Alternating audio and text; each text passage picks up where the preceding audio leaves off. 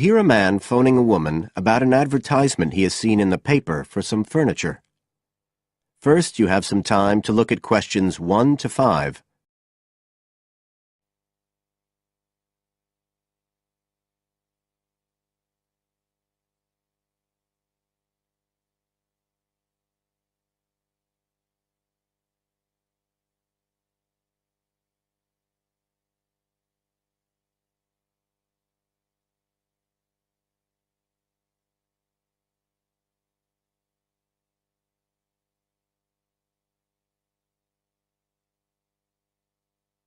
As you listen, because you will not hear the recording a second time. Listen carefully and answer questions 1 to 5.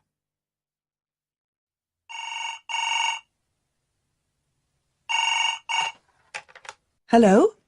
Oh, hello. I'm ringing about the advertisement in yesterday's newspaper. The one for the bookcases. Can you tell me if they're still available? We've sold one, but we still have 2 available. Right. Can you tell me a bit about them? Sure. What do you want to know? Well, I'm looking for something to fit in my study. Well, I'm not too worried about the height, but the width's quite important. Can you tell me how wide each of them is? They're both exactly the same size. Let me see, I've got the details written down somewhere. Yes, so they're both 75 centimetres wide and 180 centimetres high. Okay, fine. That should fit in okay. And I don't want anything that looks too severe. Not made of metal, for example. I was really looking for something made of wood. That's all right. They are, both of them. So, are they both the same price as well? No, the first bookcase is quite a bit cheaper. It's just £15. We paid £60 for it just 5 years ago, so it's very good value. It's in perfectly good condition. Well, they're both in very good condition, in fact. But the first one isn't the same quality as the other one. It's a good, sturdy bookcase. It used to be in my son's room, but it could do with a fresh coat of paint. Oh, it's painted? Yes, it's cream at present. But as I say, you could easily change that if you wanted, to fit in with your colour scheme. Yes, I'd probably paint it white if I got it. Let's see, what else? How many shelves has it got? 6. 2 of them are fixed, and the other 4 are adjustable, so you can shift them up and down according to the sizes of your books. Right, fine. Well, that certainly sounds like a possibility. Before you hear the rest of the conversation, you have some time to look at questions 6 to 10.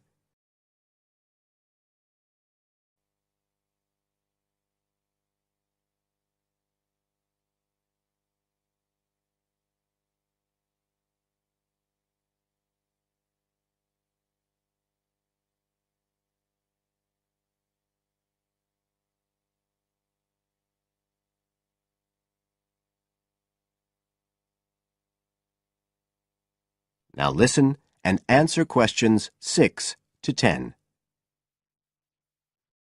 But the second one's a lovely bookcase too. That's not painted, it's just the natural wood colour, dark brown. It was my grandmother's, and I think she bought it sometime in the 1930s, so I'd say it must be getting on for 80 years old, so it's very good quality. They don't make them like that nowadays. And you said it's the same dimensions as the first one?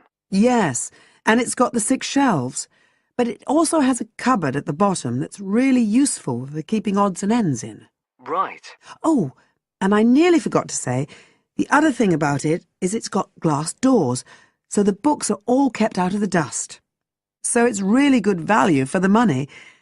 I'm really sorry to be selling it, but we just don't have the room for it. So what are you asking for that one? £95. It's quite a bit more, but it's a lovely piece of furniture. A real heirloom. Yes. All the same, it's a lot more than I wanted to pay. I didn't really want to go above 30 or 40. Anyway, the first one sounds fine for what I need. Just as you like. So, Is it all right if I come round and have a look this evening? Then, if it's okay, I can take it away with me. Of course. So you'll be coming by car, will you? I've got a friend with a van, so I'll get him to bring me round. If you can just give me the details of where you live. Sure. I'm Mrs. Blake. Blake. That's right. And the address is 41 Oak Rise. That's in Stanton. Okay, so I'll be coming from the town centre. Can you give me an idea of where you are? Yes. You know the road that goes out towards the university? Yes. Well, you take that road and you go on till you get to a roundabout. Go straight on, then Oak Rise is the first road to the right. Out towards the university, past the roundabout, first left. First right. And we're at the end of the road. Got it. So I'll be round at about 7, if that's all right.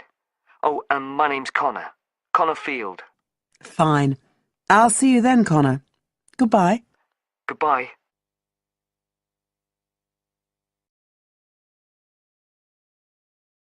That is the end of part 1. You now have half a minute to check your answers.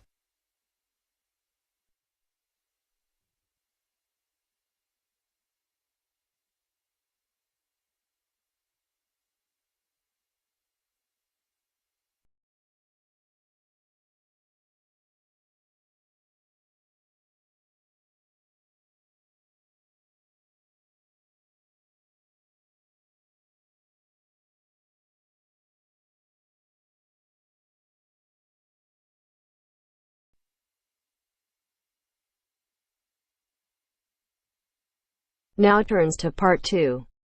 Part 2. You will hear a speaker talking about saving energy in the home. First, you have some time to look at questions 11 to 12.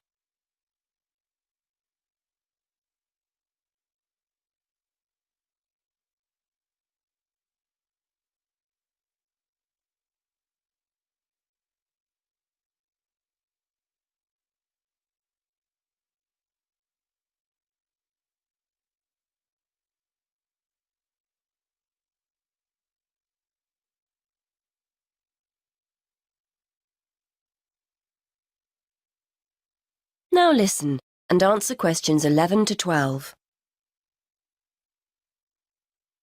Many thanks for inviting me along to talk about saving energy in the home.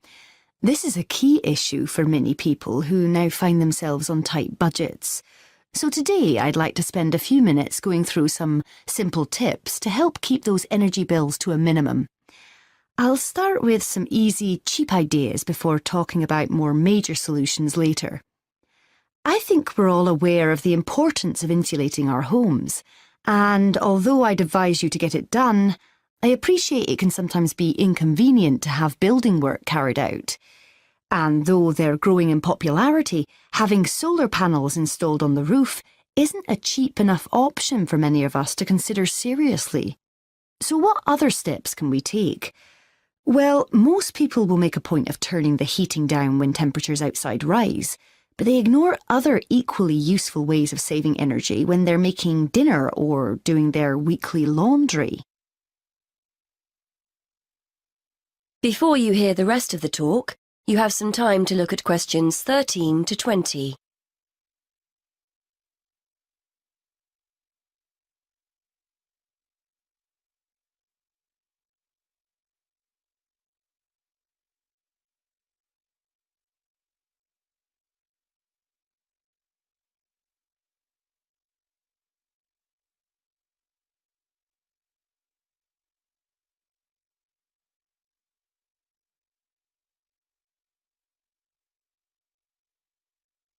Now listen and answer questions 13 to 20. If you're living in a relatively new apartment or house, you're probably blessed with a cosy, draft-free living space. But for those of us in older properties, the chances are there are gaps all over the place where cold air is getting in. Walk around your home and place the back of your hand around window frames. Can you feel cold air coming in from outside? Get down on your knees at the doors. Is there a draft at floor level? Fix these drafts with some cheap draft excluders and savings in heating bills will begin straight away. And are you using the latest energy-saving light bulbs? I'm not recommending you go around your entire property throwing out older ones and replacing them all immediately. But next time a bulb goes, make sure you buy an energy-efficient alternative. And what about heating? If you have radiators in every room, do you need them all switched on throughout the day? If they're on timers, set them efficiently. Then there's the laptop or your TV. Do you leave them switched on overnight or on standby? Don't waste money. Turn them off. And that goes for lights as well. You'd be surprised how many people leave them on when they go out. There are also guaranteed savings to be made in the kitchen. I'm always telling my husband not to overfill the kettle when he makes a cup of tea. Why boil more water than you actually need? When you consider how many times that kettle gets used every day, you'll appreciate just how much electricity can be saved by boiling what you need and no more. And the next time you're cooking pasta or potatoes, keep a lid on the pot. The water will boil much more quickly than if you leave it off. And if you've bought yourself a pressure cooker or steamer and it's sitting in the cupboard never being used, get it out. They're much more efficient than pots and pans. Now, the refrigerator and freezer.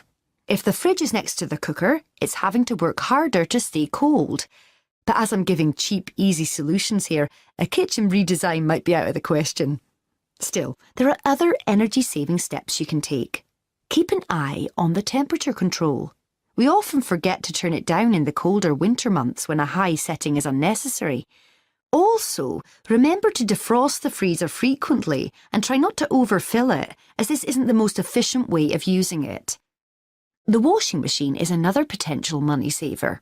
A lot of people wash at 40 degrees Celsius, but it's often okay to drop the temperature down to 30 degrees Celsius with similar results.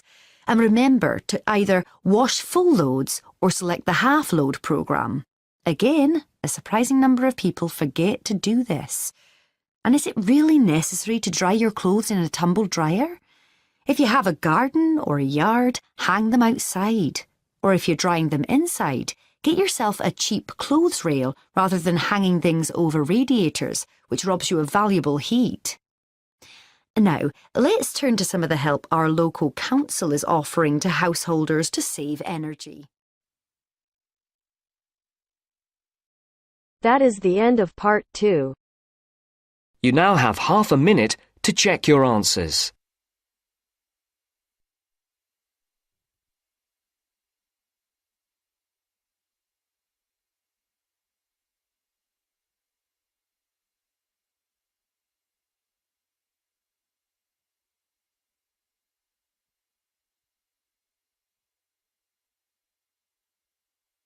Now turns to part 3. Part 3. Richard Murray, a zoologist and popular TV personality, has been giving a talk on endangered species of wildlife to members of the Young Conservationists Association in a small town in the south of England. Listen to the extract from the discussion he had with two of the young people after his talk. First, you have some time to look at questions 21 to 25.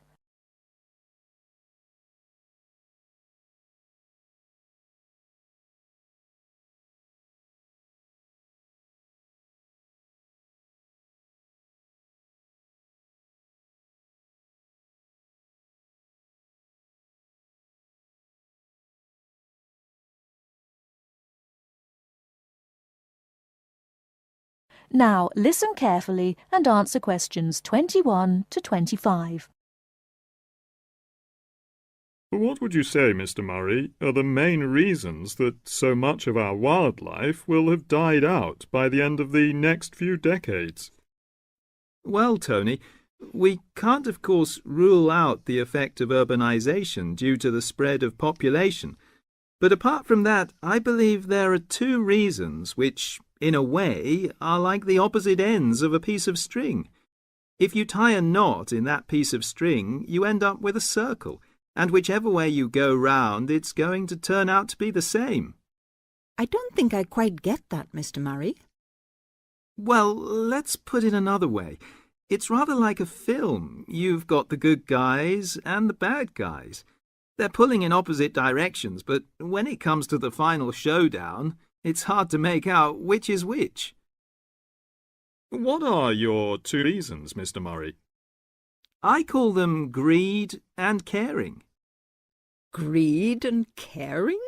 Yes, I know they don't seem to have much to do with one another, but think about it. The motive of greed is pretty obvious. In the course of the next few months, thousands of baby seals will be bludgeoned to death before they're even weaned from their mothers. What for? For the sale of their skins at inflated prices to please the vanity of a few and line the pockets of the killers. Crocodiles will be slaughtered to provide shoes and handbags for the rich. Gorillas, tigers, leopards and rhinos will be hunted for senseless sport or poached in defiance of regulations. Their skins, their horns, and their magnificent heads will be used as trophies to decorate someone's living room floor or walls. That's terrible. Yes, but it's not all. The whale, probably the most impressive and certainly one of the most intelligent sea mammals in creation, will be cruelly hunted and harpooned to make more money for the profiteers. The dolphin, the sailor's friend, will be indiscriminately battered to death at so much a head on the grounds that it is taking away the livelihood of a few fishermen by consuming the fish in its natural habitat. But surely, Mr. Murray, we do have to keep warm. We need whale oil and ambergris. Fishermen have to make a living.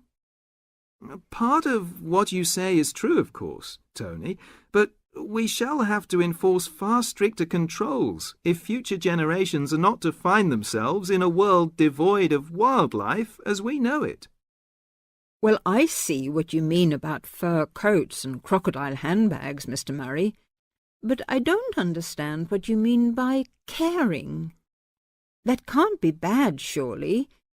I mean, I thought we were supposed to be living in a caring society. Well, so we do, in a way.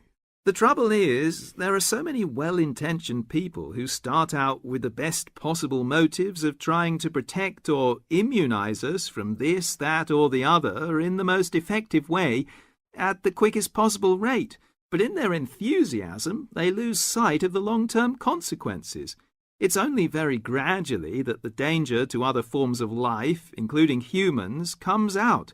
Not to say leaks out, and by that time it'll probably be too late to do much about it. Take insecticides, for instance. But Before you hear the rest of the talk, you have some time to look at questions 26 to 30.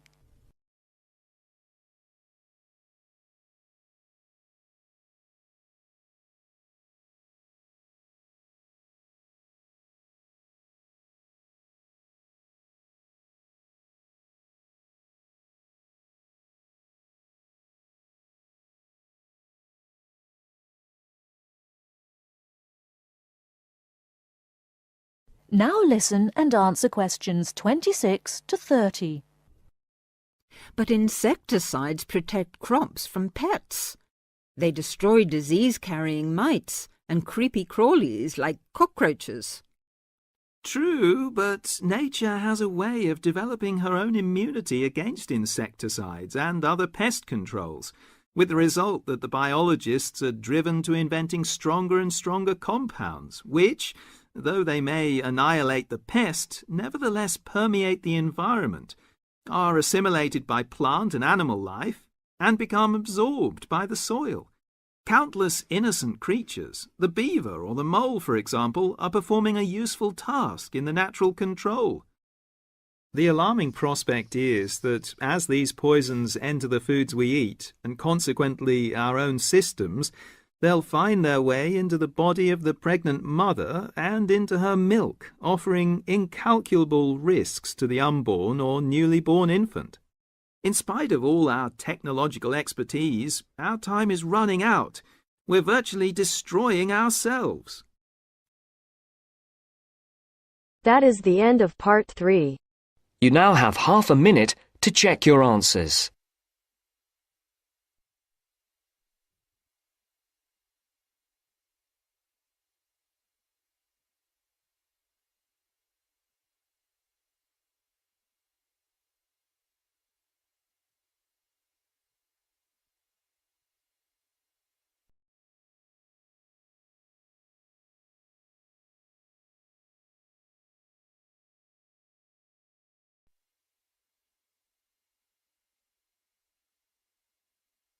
Now turns to part 4. Part 4. You are going to hear a lecturer giving a talk on a type of fundraising for business called crowdfunding. First, you have some time to look at questions 31 to 40.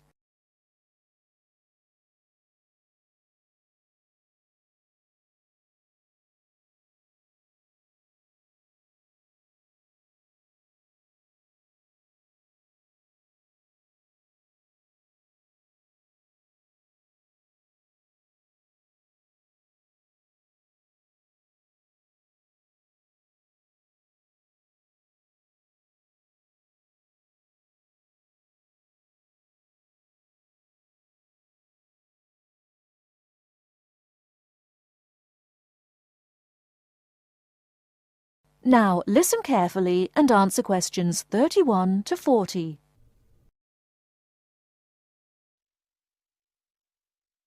Good morning, everyone. Today we're continuing our look at funding opportunities for small start-up businesses. The emergence of social media has given companies the ability to connect with fans and potential customers directly. On the back of the growth in social media, a model of raising finance has emerged known as crowdfunding. This revolutionary way of raising finance began with micro-lending in the 90s. More recently, an equity-based model has emerged that allows people to invest directly in a new company. We're going to examine this in more detail later, but let's turn first to a third model, which I'll term a fan-based model. With this model of crowdfunding, individuals are encouraged to give an amount of money to support the launch of a project or initiative without the promise of any financial return. Instead, there's a reward for donating. This contrasts with the micro-lending model, which would require a return on investment, and the equity-based scheme, which may offer shares. Crowdfunding portals or websites allow the business concerned to present the initiative along with the financial target required. There's a fixed time limit for fundraising, and if the target amount is reached, all donations are paid to the company or individual. Whether it's an author planning to write a new book, an independent film company looking to make a new film, or a technology company with an idea for an app, the person or company needing funding would turn to its fan base for support. This is managed through one of the many crowdfunding online portals that have emerged.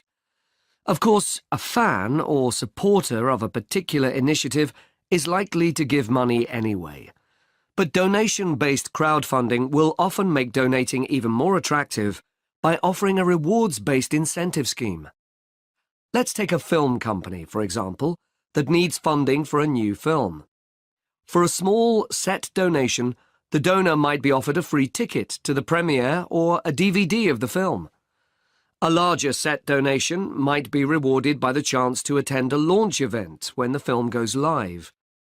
Those people who make bigger donations could even be offered the chance to meet the cast of the film, whilst the highest level donation could see the person's name mentioned in the film credits.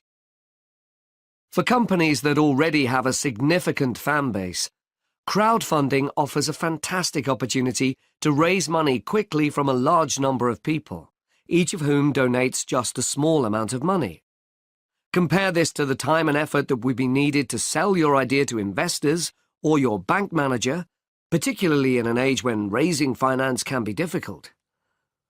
The company may also have links with partner companies or organizations that run fundraising events. In this case, you can significantly increase participation by working with these organizations to promote your crowdfunding project. Another significant advantage is that you can reach out to your fan base for feedback on the project while it's being developed, thus making the final product more appealing. Crowdfunding enables you to raise awareness of the product at an early stage, thus increasing the potential for sales. With so many people behind you, it can also act as a great incentive to get the best possible product out on time and on budget. However, there are disadvantages to bear in mind.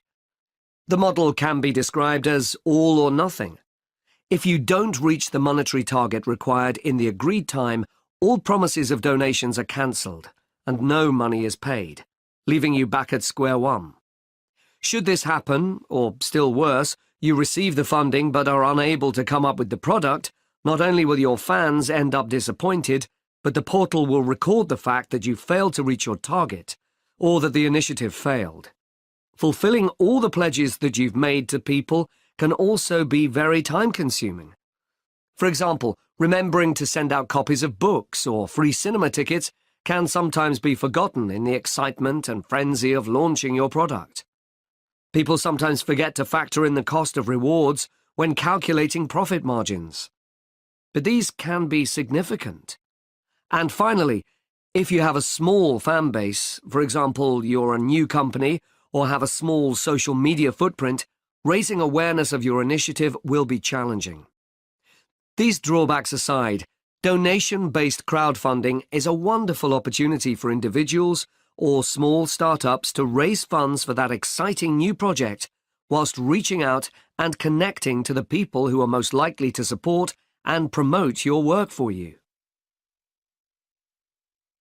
That is the end of part 4.